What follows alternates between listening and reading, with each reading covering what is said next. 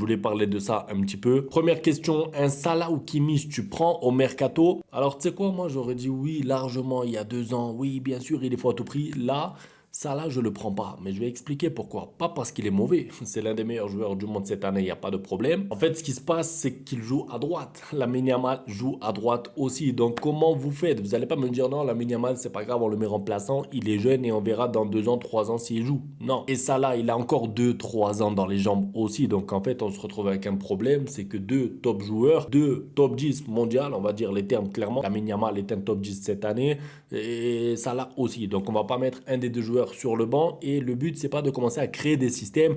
Oui, mais t'inquiète pas, Lamine Yamal peut jouer à ce poste aussi. Non, leur poste de nature c'est de jouer à droite. Il faut les laisser à leur poste, ce qui fait que Salah ne peut pas venir au Barça. Pour Kimmich, c'est différent parce que lui il peut jouer arrière droit, il peut jouer aussi au milieu. Le problème c'est que là avec l'éclosion de Casado, le retour à son niveau de Jong et tous les milieux qu'il y a actuellement, Kimmich c'est pareil. Moi je sais pas où le mettre là. Si demain il y a un match par exemple, Kimmich il va sur le banc pour moi. Il est très fort. Mais en tout cas au milieu il prend la place de personne. Ni de Jong actuel, ni de Pedri, ni de Dani Olmo. Peut-être qu'il prend la place de Koundé à droite et encore. Est-ce qu'on peut dire que le milieu du Barça tourne autour de Pedri? Clairement, en fait je pense que l'intention d'Hansi Flick et du milieu c'est de rendre ce Barça un peu imprévisible et qu'il n'y ait pas de dépendance ni de Lamine Yamal, ni de Rafinha, ni de Pedri. Mais quand un joueur est tellement fort comme ça, tu vois la différence, c'est obligatoire. Et tu vois aussi que le joueur peut apporter beaucoup plus que tous les autres qui sont déjà pas trop mauvais. Franchement, ils sont bons les autres milieux de terrain. Mais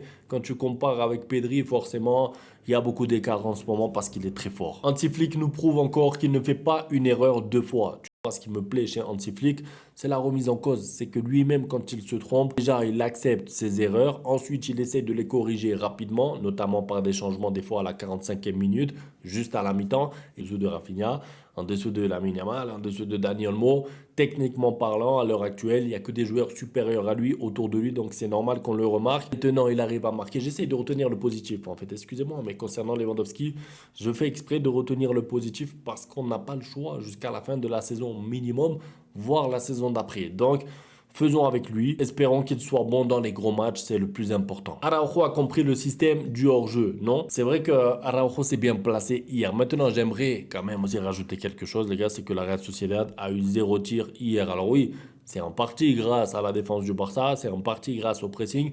C'est aussi parce qu'ils étaient à 10 et c'est aussi parce qu'ils ont sorti leurs meilleurs joueurs. Ils n'avaient pas de Kubo, ils n'avaient pas plein de joueurs offensifs. Donc moi, là où je redoute un petit peu le positionnement de Araujo, c'est contre les équipes qui auront un fort potentiel offensif. Si c'est pour jouer contre la Real Sociedad, plier le match et être à 11 contre 10, forcément, tu es dans de bonnes conditions pour pouvoir te positionner comme il faut.